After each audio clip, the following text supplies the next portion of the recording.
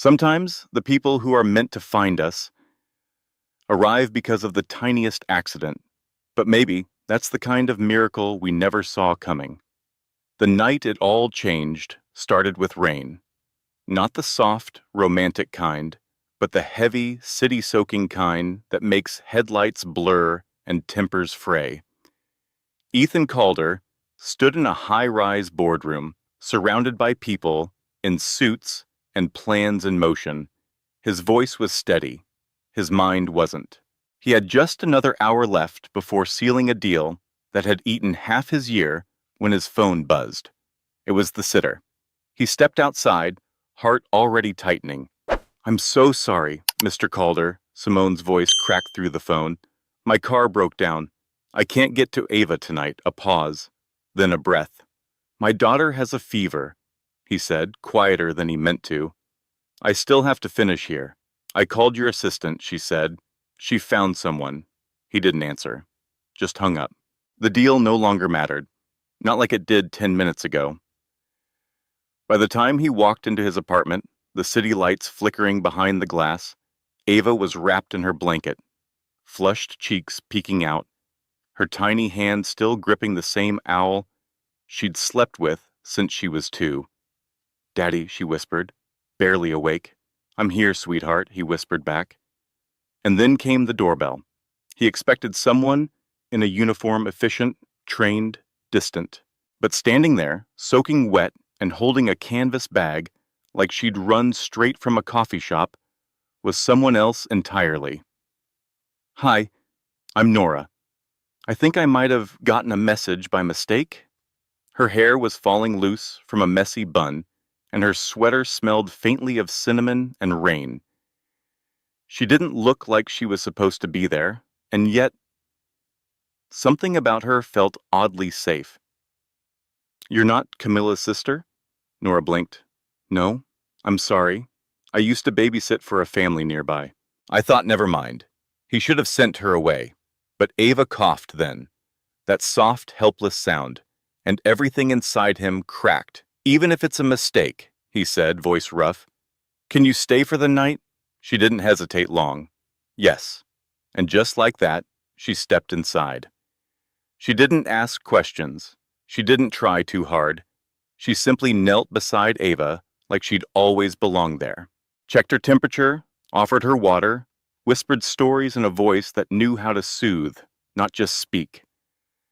By the time he returned with fever meds, Ava was asleep, curled into Nora's side, breathing easier. "You're good with her," he murmured. "I used to teach preschool," she said quietly, as if it were a memory she hadn't touched in a while. He didn't ask why she stopped. He just watched her, feeling something he hadn't felt in years. Peace.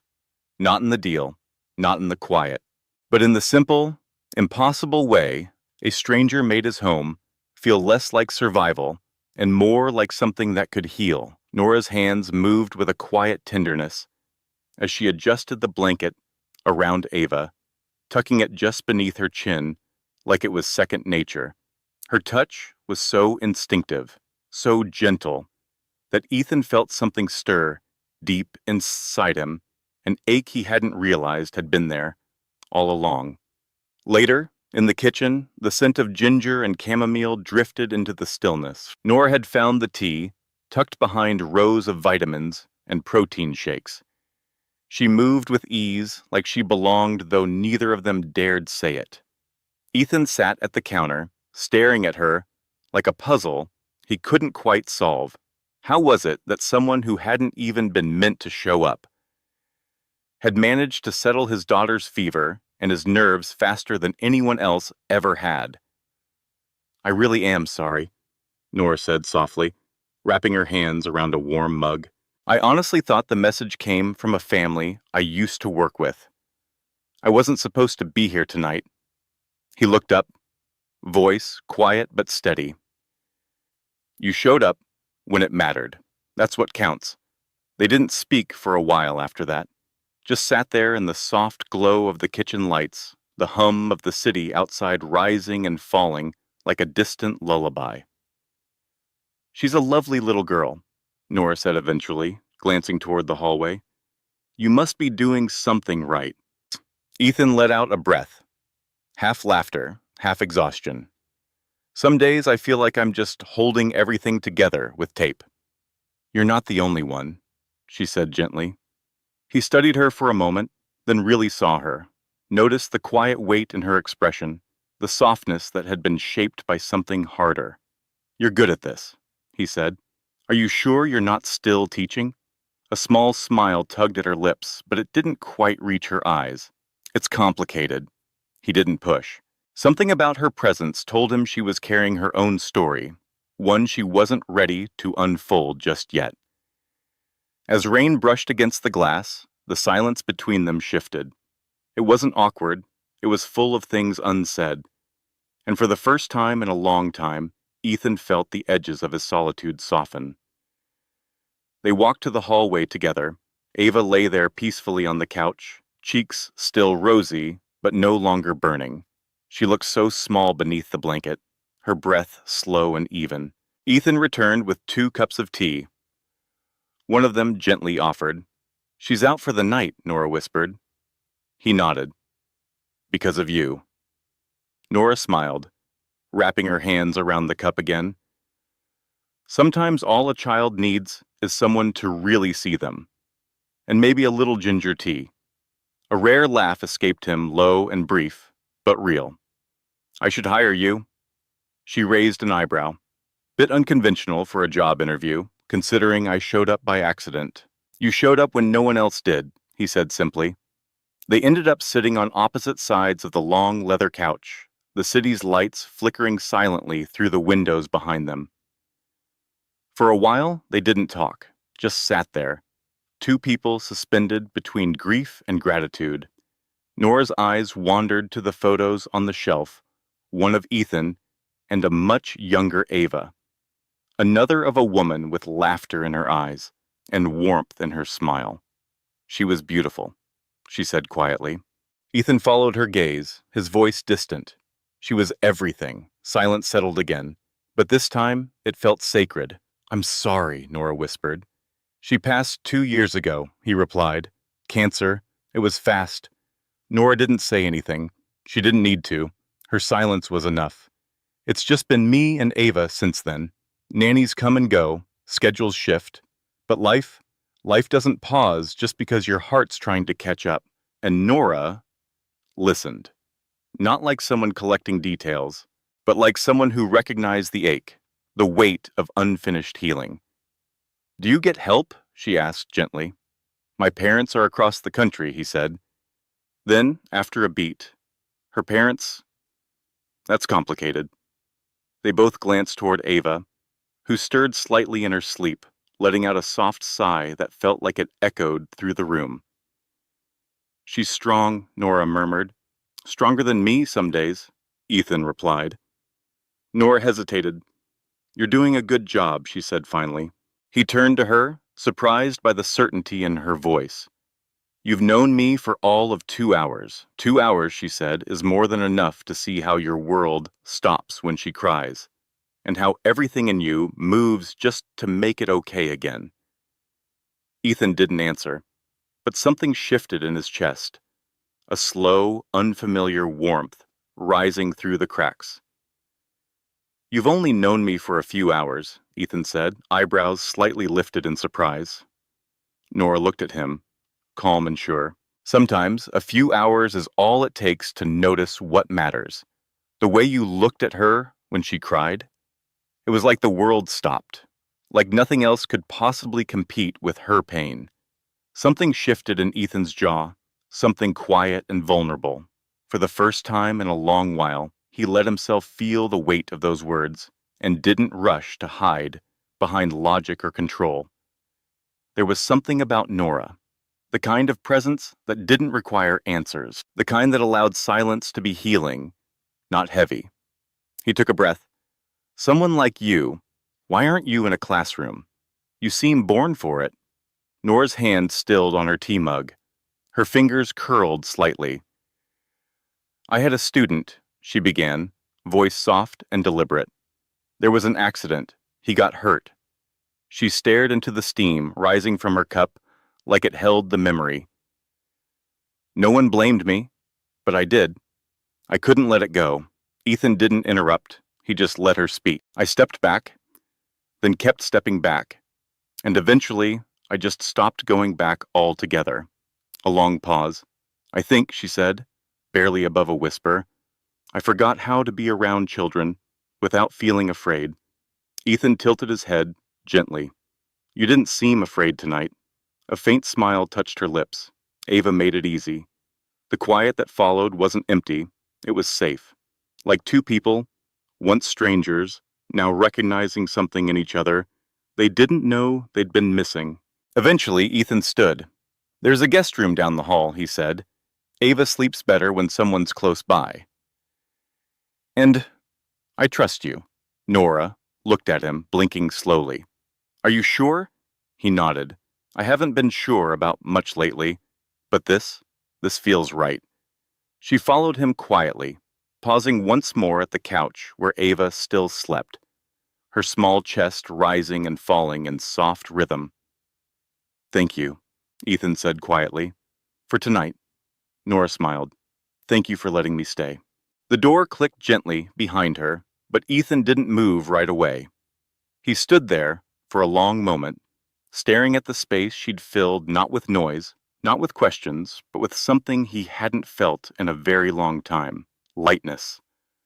Somewhere down that hallway, a stranger had walked in by accident, and yet it already felt like she'd taken a piece of the weight with her. The next morning arrived slow and golden.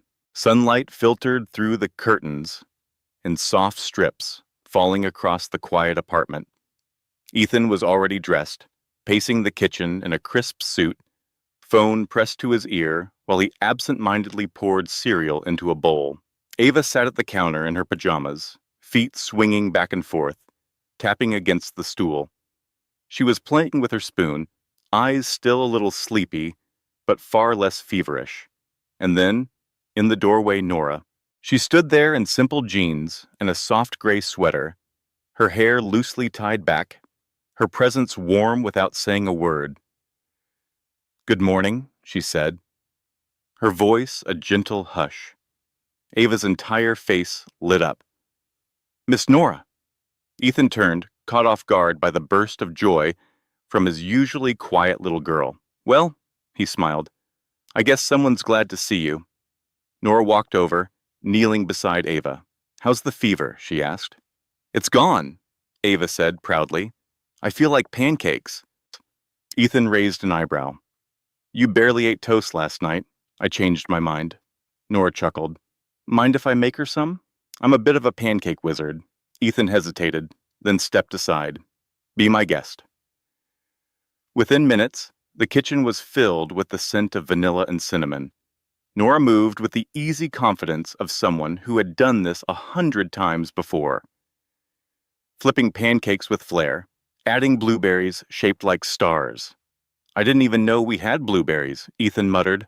They were hiding, Nora replied, tossing him a playful glance. Behind your army of protein bars. He couldn't help but smile as he watched Ava devour the breakfast, giggling between bites.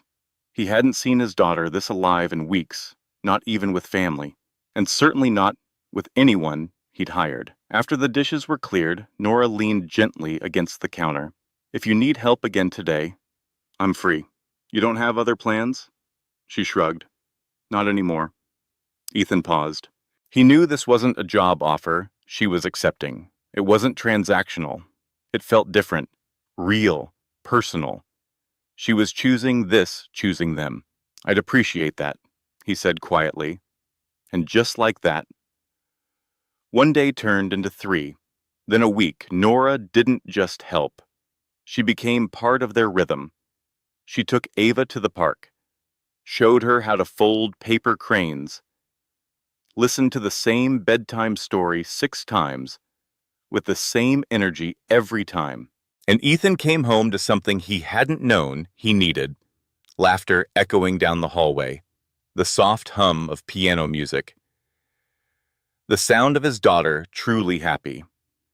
There were paper swans taped to the refrigerator, dozens of them, each one folded by tiny, determined fingers under Nora's gentle guidance. Beside them were glittery letters and sticker-covered notes that spelled Ava's name in every color imaginable. The apartment, once sterile and cold, had turned into something warmer, softer. Every night, Ethan came home to the sound of his daughter's laughter, real, unguarded laughter, the kind that fills the corners of a space and makes it feel like home. And with it came stories, silly ones, sweet ones, the kind of stories Ava never used to tell anyone. One Saturday, beneath a sky so blue it felt borrowed from a painting, Ethan invited Nora to join them at the farmer's market. They strolled between rows of flower stands and handmade jams. Ava held Nora's hand the entire time, eyes wide, as she watched a tiny puppet show on the sidewalk. When they bought lemonade and a giant cinnamon roll, Ava insisted on feeding them both one bite at a time. "One for you, one for you," she giggled. It was sticky and ridiculous, and it felt dangerously close to something like family. Later, they found a patch of shade in the park. Nora leaned back against a tree, reading aloud while Ava curled against her side, thumb tucked near her mouth, utterly content. Ethan watched from a distance, arms wrapped around his knees, beside the picnic basket. There was something in the way they looked together, like they'd always belonged in the same story. As the sun began to dip, Ava turned her face into Nora's lap and whispered something too soft to hear. Nora blinked. "What did you say, sweetheart?" Ava looked up again, her voice clear this time. "Can you be my new mommy?" The world stood still. Nora's breath caught. Her hand brushed gently through the child's hair. She glanced at Ethan. He had frozen completely. No words, no breath. Just a man staring at the moment he never thought would come and had no idea how to answer. So Nora did the only thing she could. She smiled softly. "That's a really big question, sweetheart. Let's just keep having fun together for now, okay?"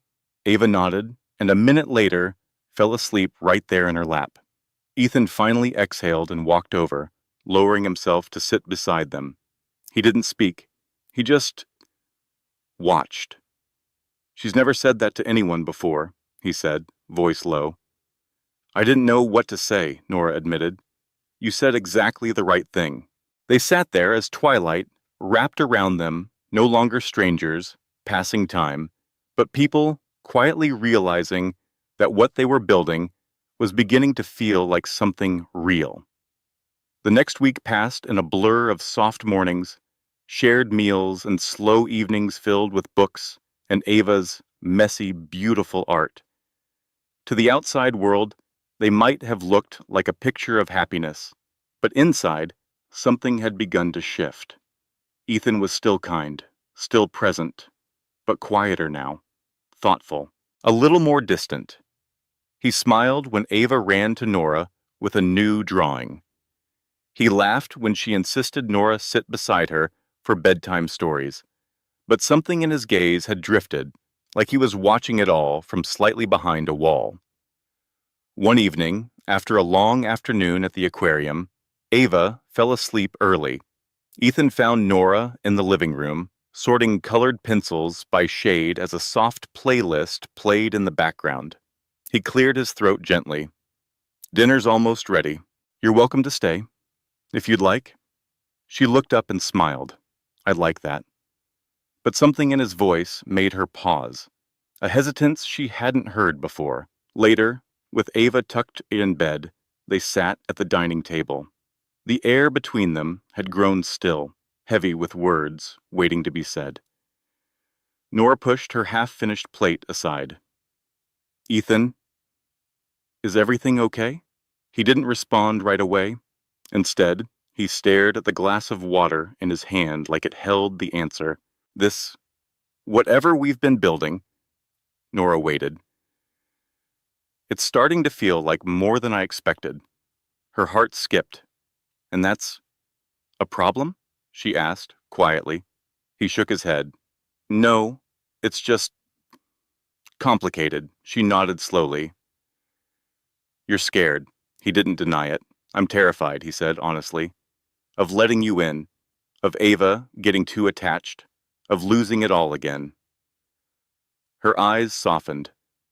Ethan, I never came here to replace anyone. I know, he said quickly. You haven't. But that doesn't mean I know how to do this. He paused, swallowing hard. I lost someone. And ever since, I've been trying so hard to make sure Ava never feels that kind of emptiness again. Nora looked at him, truly looked. Not with pity, but with understanding. You're protecting her, she said. That's love. But sometimes, protecting her also means locking yourself away. He didn't answer. He didn't need to. The silence between them wasn't cold, but it was clear. A line had been drawn by fear, not by lack of feeling. Nora lowered her gaze, and her voice, too, and sometimes she whispered, that means locking me out, too. You're trying to protect her, Nora said softly, her eyes not leaving his. And maybe in doing that, you've built a wall so high that no one can get close. Her voice caught a little on the last word. Including me. Ethan didn't respond. But silence has a language of its own. And in that silence, the answer was already there, aching and unspoken. Nora stood, slowly, and reached for her bag. Her movements were quiet, careful, as if even the air had turned fragile. I think I should go. Nora, Ethan said, starting to rise, but she offered a small, sad smile that stopped him in his tracks. You don't need to explain, she said gently. I understand. You're not ready. She walked to the door, paused, then turned back one last time, her voice trembling. I wasn't looking for a family the night I showed up at your door, but somehow I found one.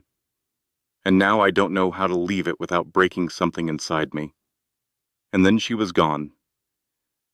The door clicked shut behind her, but its echo seemed to stretch across the apartment like a cold wind. The space she had filled so effortlessly, so quietly, now felt unbearably hollow. The next morning, Ava padded into the hallway, her bunny in one hand, rubbing her sleepy eyes. She stopped. Nora's shoes were gone. She wandered into the playroom and found a small, folded note on the table. Her tiny fingers opened it slowly. You are brave and kind, and I will always care about you. Love. Miss Nora. Ava held it to her chest. Then she cried the kind of soft, aching cry children don't fake, the kind that makes grown men feel powerless. Ethan rushed in and dropped to his knees beside her. Did Miss Nora leave because I was bad? She asked through tears. He wrapped his arms around her, pulling her close. No, sweetheart, he whispered. She left because of me. And in that moment, Ethan felt something sharp and painfully clear. He had spent so long keeping love out that when it finally arrived, quiet, patient, real, he had let it slip through his fingers. The days that followed were quiet. Too quiet. Ava stopped asking for Nora after the third night, but the note never left her side. She kept it folded in her pocket, held it when she thought no one was watching. Ethan did what he always did, packed her lunch, dropped her at school, attended meetings like a man going through the motions. But nothing was the same. He would find himself staring at the spot where Nora had once brewed tea, or at the corner of the couch where she used to sit, reading bedtime stories that filled the room with magic. One afternoon, after yet another empty meeting, Ethan returned to his office and sat heavily at his desk. There on the shelf was a ceramic mug with tiny sunflowers painted around the rim. Nora's mug. She had once said it reminded her of home. His chest tightened. I made a mistake, he whispered into the stillness. Without thinking, he picked up his phone, scrolled past name after name, until he found the sitter agency. Not Nora's number, she had never given it, but the one he had called that night she first arrived. This time, his voice was steady. "Do you know where I can find Nora Bennett?" There was a pause on the other end. Then a hesitant voice replied, "She volunteers at Everleaf Books downtown. She works with the kids there sometimes." That evening, Ethan found himself standing outside a small bookstore tucked between a flower shop and an old cafe. The windows glowed warmly, golden against the dusk. Inside, through the glass, he saw her, Nora. She was sitting cross-legged on a colorful rug, surrounded by children who listened with wide eyes as she read from a bright storybook. Her hands moved with life. Her voice rose and fell like music, and every now and then she laughed a full, genuine laugh that shook something loose in him. She looked alive. More herself than she had been in the quiet tension of his home. When the story ended, she helped the children gather their things, hugging one little girl goodbye with a soft smile. Then, as she turned toward the front of the store, her eyes met his. She froze. Ethan stepped inside slowly, hands in his coat pockets. He looked different, softer, maybe, or just more real. "Hi," he said quietly. "Hi," Nora replied, her voice cautious, but not cold. "I didn't come here to ask you to come back," he said. "I just needed to say thank you." She tilted her head slightly. "For what?" "For giving me something I didn't even know I needed." "I wasn't ready," Ethan said, his voice quiet as falling rain. "But when you left, I realized, if I keep living in fear, I might never be." Nora lowered her gaze, arms folded across her chest. There was no anger in her eyes, just sadness, and a softness that had not yet been dimmed. "Fear is real," she said gently, "but so is love." Ethan stepped closer, slowly, like the moment itself might break if he moved too fast. From his pocket, he pulled out something small, carefully held. A bracelet, plastic beads strung together in uneven colors, the letters AVA in the middle. "She made this for you," he said, holding it out. "The night you left." She hid it under her pillow. "I found it this morning." Nora's fingers trembled as she reached for it, her breath catching. "She misses you," he said. "We both do." "I miss her too," she whispered. Then, after a moment, so quiet it almost didn't reach him, "And I miss you." His eyes glistened. "Nora, I don't have all the answers. I probably never will. But I know this much: when you walked away, everything felt hollow." He exhaled, finally letting his voice waver. "I want to try. With you. With Ava. As a family. No walls this time. No hiding." She looked up, and in her eyes was the flicker of something tender and brave. "I can't promise I won't be scared," she said honestly. "I don't want perfect," Ethan replied. "I just want real." A soft smile spread across her face, and then, with a kind of quiet courage, she stepped into his arms. He held her close, the bracelet pressed gently between their palms.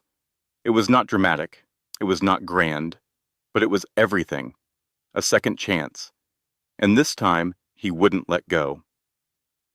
Nora didn't move back in, not right away, but she began returning softly, gradually, like a song you hadn't realized you'd been humming all along. She showed up in the early mornings before school, helped Ava pick out her socks, which never matched, on purpose, and tucked little hand-written notes into her lunchbox. Notes that said things like, "Be brave today. Remember sunshine starts with you." Ava adored them. Ethan did too, though he never said it out loud. Their rhythm returned, not hurried, not forced, but familiar, comfortable. Pancake Saturdays came back, this time with flour on noses and giggles that bounced off the kitchen walls. Movie nights resumed. with Nora on one side of the couch, Ethan on the other, and Ava nestled in between, their hands brushing as they passed the popcorn. The apartment, once echoing with silence, now felt lived in again. It smelled like cinnamon, crayons, and home. One night, after Ava fell asleep mid-sentence during her bedtime story, Ethan walked into the living room to find Nora flipping through a pile of Ava's drawings. "She made these today," she said, holding one up with a quiet laugh. "Apparently, I'm a superhero babysitter teacher lady." Ethan sat beside her, looking at the drawing. A bright pink cape, 3 stick figures. One with wild curly hair was obviously Ava. One in a blue tie, him. And the other, in the cape, holding both their hands, was her. "She's not wrong," he said, voice low. Nora stared at the picture for a while, then gently placed it on the table. "I've been thinking about going back to teaching." He turned to her, surprised. "You're ready?" "I'm scared," she admitted. "But, yeah, I think I am." Ethan reached out and took her hand, his thumb tracing gentle circles over her knuckles. "I think the classroom's been missing you," he said softly, "almost as much as we have." She smiled then, a real smile, one that reached her eyes and stayed there. "The day you showed up at the bookstore," she whispered, "I remembered who I used to be, or maybe who I still am." "You're so much more," he said, and they sat there together close, steady, and quiet. But it wasn't an empty silence. It was full of everything they were becoming. "She was kind," Ethan said, his voice carrying the weight of memory, "and brilliant. She made this place feel like a home." The cool spring air curled between them as they stood among the trees, sunlight filtering softly through the leaves. They were alone in the quiet of the cemetery, just the two of them and a simple headstone bearing her name. "When I lost her," he continued, "it was like the ground tilted, like the world forgot how to stay steady." He paused, breath hitching slightly. "For a long time, I thought moving forward would mean letting go. That loving someone new would erase her." Nora reached for his hand. Her touch was light, steady. "But hearts aren't graves," she said softly. "They don't have to bury one love to make room for another. They can grow, they can remember, and still open up to something new. I'll never try to replace her," she added. "I don't want you to," Ethan replied. "I just want you to be you." Together they knelt and placed a single sunflower beside the stone Nora's idea. It stood out brightly against the marble, like a quiet promise. "She would have liked you," Ethan murmured. "I hope so," Nora whispered. On the walk back to the car, their fingers found each other's not with urgency, but with quiet certainty. No grand declarations, just two people choosing to begin again, not from nothing, but from the pieces they had slowly, gently mended together. And in that choice, love didn't feel like something new, it simply felt like coming home. Spring settled into the city, like a lullaby, soft mornings, golden afternoons, and something that felt very close to peace. Nora had accepted a part-time position at a preschool just a few blocks from Ethan's apartment. Every morning, she walked Ava to school with her, their laughter echoing down sleepy streets. Sometimes, Ethan would meet them on the way back, coffee in hand, pretending it was all casual. But the way his eyes lingered on Nora told a different story. One Thursday afternoon, Ava burst through the door, cheeks flushed with joy, a certificate clutched tightly in her little hands. "Look," she beamed. "I was student of the month." Ethan scooped her into the air, spinning her gently.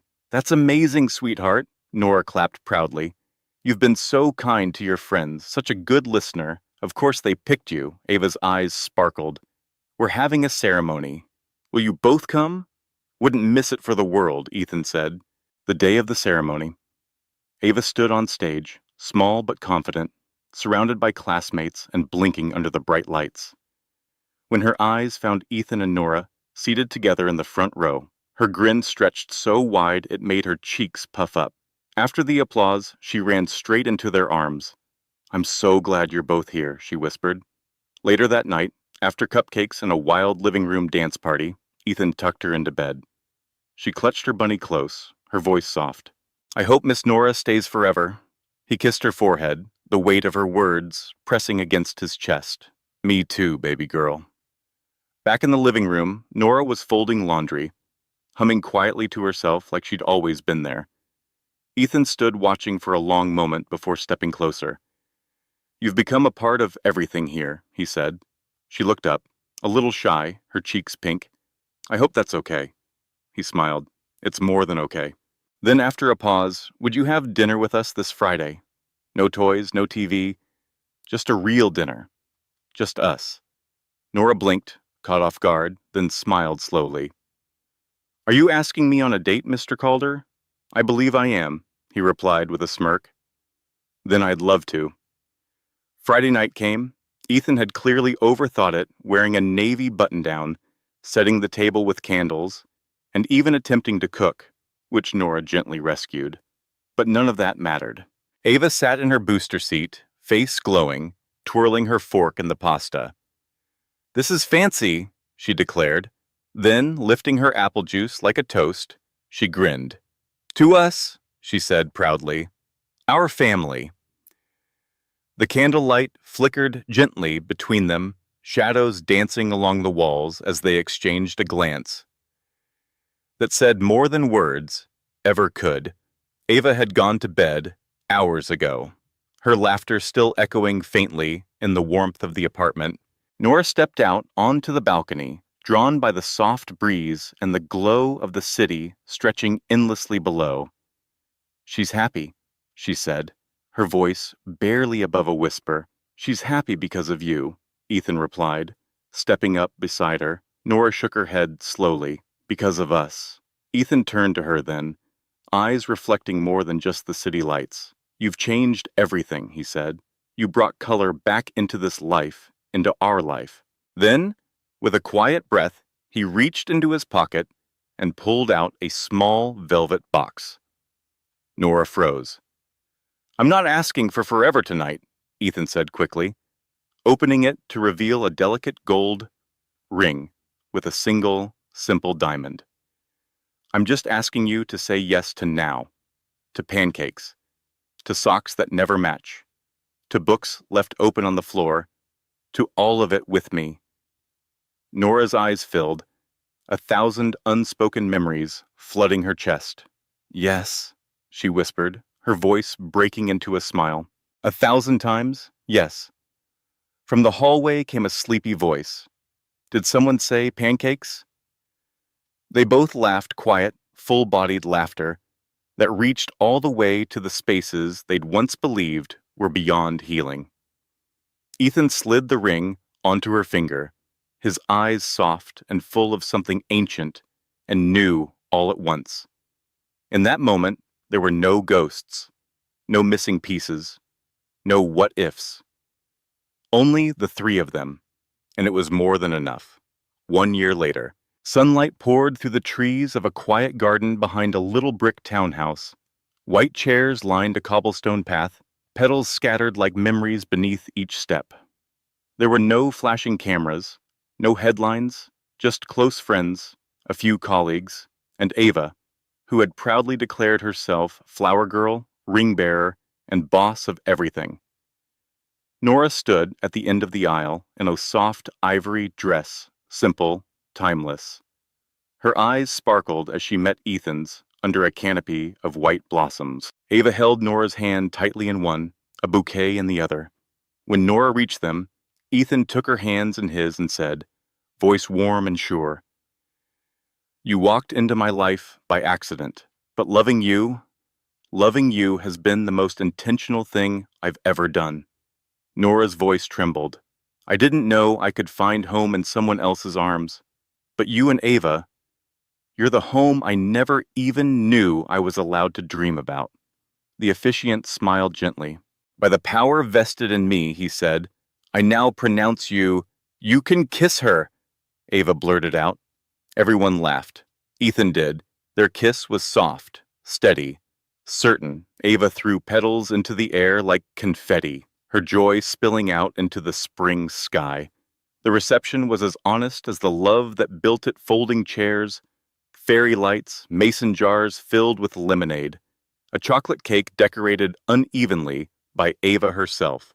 No ballroom, no spotlight, just them, just love. 1 year later, again. The corner shop at Willow and Ninth had a new hand-painted sign, the Sunflower Library, children's books, and community classes. Inside, Nora sat behind a round table, guiding a group of kids through a messy, magical craft session. Crayons rolled across the table. Storybooks lined every wall. In the back room, Ethan sat on the rug, reading The Very Hungry Caterpillar to a circle of toddlers. At his feet sat a little boy with dark curls and bright, curious eyes, Theo, not quite 2, with Nora's nose and Ethan's wonder. Nearby, Ava, now a confident 6-year-old, read aloud to her little brother, pausing only to declare, You're going to be a big reader like me. One breezy Saturday, a sleek black car pulled up in front of the shop. From it stepped Charles and Margaret Calder, Ethan's parents. Time had softened them. Distance had humbled them. Inside, Ava ran to the door. Grandma, Grandpa, want to meet Theo again. They entered cautiously, but with smiles. Nora carefully handed Theo to Ethan's father, who held the boy like a question he hadn't yet answered. But Theo giggled, tugging at the man's tie, and something cracked open in the older man's face. You've built something good here, he said quietly. Ethan nodded, his voice low and full of truth. I had help. Something shifted in the old man's face as he looked down at the small child in his arms. Theo, wide-eyed and giggling, tugged at his grandfather's tie like it was the most natural thing in the world. Ethan's father glanced up, and for the first time in years, his voice softened. You've built something good here. Ethan nodded. A quiet smile at the corners of his lips. I didn't do it alone. That evening, as the sun melted behind the brownstone rooftops, Ethan sat on the back steps of the little bookstore. Nora leaned gently against his shoulder, Theo asleep in her arms, his small hand curled against her chest. Do you remember the night we met? She asked softly. You mean when I accidentally called the wrong babysitter? He teased. She nudged him, grinning. That was chaos, the best kind, he murmured. They fell into silence, watching fireflies blink in the dusky garden. There was no rush, no need to speak. Just the sound of crickets, the rhythm of breathing, and the knowing that they were exactly where they were meant to be. I used to think family had to look a certain way, Nora said. But now I know. It's just love. That's all it's ever been. Ethan kissed the top of her head. And this, he whispered, this is the kind I never thought I deserved. Theo stirred, and Nora hummed gently, settling him again with the quiet grace of someone who'd learned to love in the in-between. Inside the shop, Ava stood proudly at the bookshelf she had labeled herself. Staff Picks by Ava Calder. One of the titles was hand-picked, its spine slightly worn, How Families Are Made.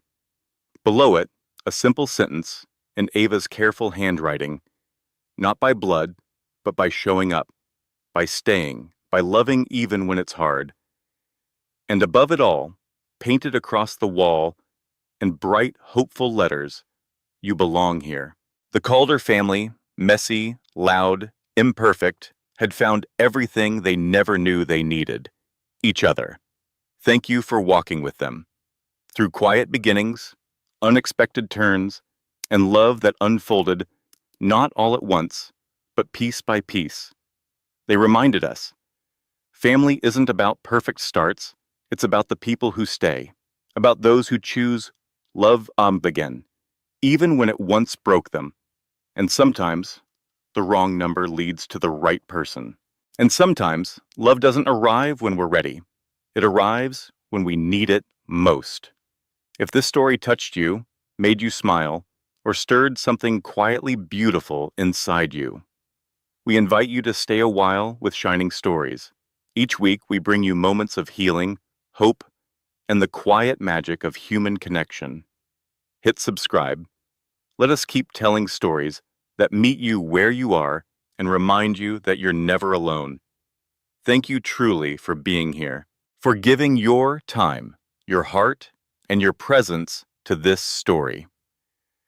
At Shining Stories, we believe that sometimes all it takes is one story to remind us that love, healing, and human connection still exist in the quietest of places. Your support means the world to us. Whether you've been with us since the beginning or just joined today, you are now a part of this space, a space built on empathy, hope, and the belief that stories can gently change us. We're grateful for every like, every share, every quiet moment you've spent listening. From our hearts to yours, thank you for letting us in. Until next time, stay kind, stay open, and remember, you are never alone.